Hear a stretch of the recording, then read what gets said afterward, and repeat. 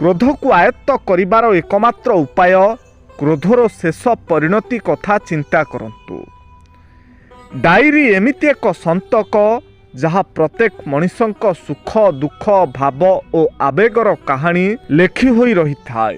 एथिपाई से निज जंत्रणार कोहकू डायरीर प्रतिटी पृष्ठारे साइति रखि थाए।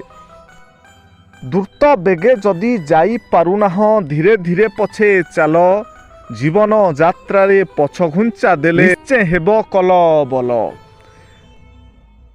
जीवन रे बेले बेले छोट खुशीटिए मध्य टुटुका औषध भली काम देई थाए जेबे मनीष खोजी थाए शांति।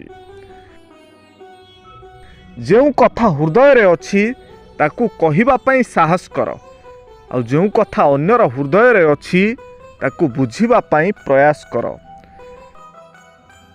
जीवन गोटिए बालांस रो खेल, सबु दिगरु बालांस करि पारिले ही सफलता पाइबे। जीवन रे एमिति जणे मनीष रहिबा जरूरी जी तुम कष्ट को केवल शब्दरे नुहे मनरू अनुभव करि पारुथिबो। दुनिया रे सबु जिनिष टंकारे किणा जाई पारे, किंतु संपर्क केवल दुई पद मिठा कथा और भल पाइबा देई किणी हुए।